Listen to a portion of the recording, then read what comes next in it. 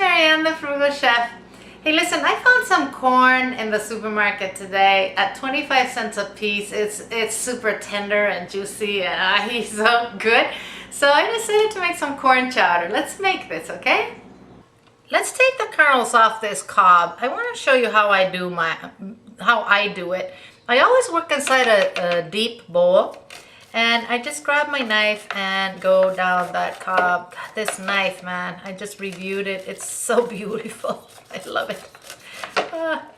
Like this, so you don't have a mess.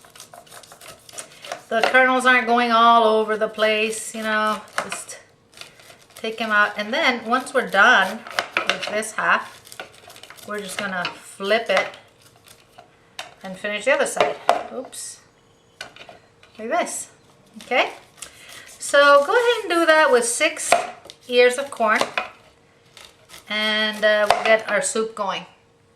When you're done, reserve 3 of these cobs. We're going to use them in our soup in the beginning, so don't throw them all out. First thing we're going to do is melt about a tablespoon of butter with some olive oil in our pan. I'm going to add a small yellow onion, which I chopped, and I'm going to add 2 garlic cloves, which I minced, and I have about 4 sprigs of thyme, and I just took the leaves out. I'm just going to add that in there.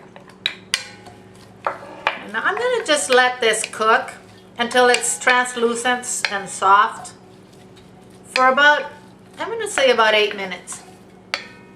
This has been cooking for 5 minutes. I said I'd leave it for 8. 5 is good.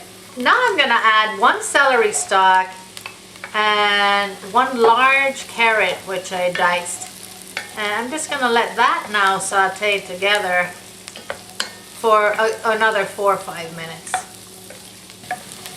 Okay, these veggies are nice and softened.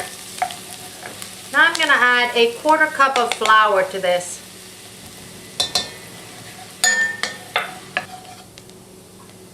We want to stir this constantly for a couple minutes. We want that flour to cook.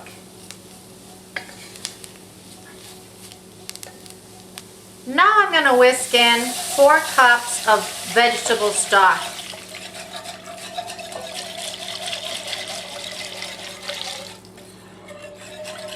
Remember those cobs I told you not to throw out?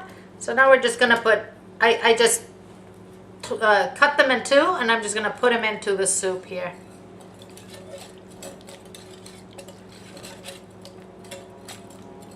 I'm also going to add a couple of bay leaves. I'm just going to bring this to a simmer, and I'm going to let this simmer for about 20 minutes. So this is cooked for about 20 minutes. I'm just going to go ahead and take out those cobs here. And the bay leaves as well. I am now adding 3 red potatoes. They were, you know, small ones. I peeled them, I diced them. Now I'm going to bring this back to a boil, and I'm going to let it boil hard for about, I don't know, 6 minutes until the potato starts kind of disintegrating in there. It's going to make our soup a little thicker. This has been cooking for about 6 minutes like this. I'm going to lower the heat. I'm going to whisk in 2 cups of heavy cream.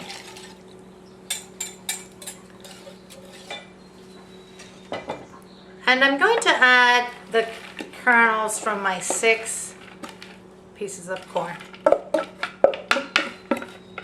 Now I'm going to bring this to a soft boil, and I'm going to let this simmer for another 15 minutes, and then dinner is ready. I'm going to also season this now with some salt and pepper.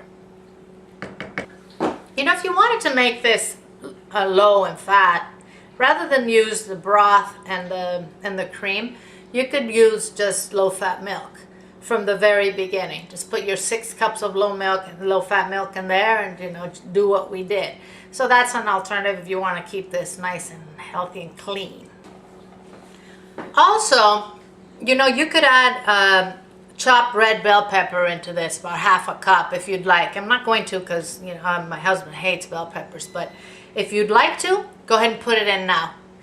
Guys, our chowder is finished. It's beautiful. It's thick. It's loaded with corn and the potatoes. And oh, let's serve this. There you go, my friends. Our chowder is served. I went ahead and garnished it with some crumbled bacon and some chopped parsley. Of course, if you want to keep this completely vegetarian, skip the bacon.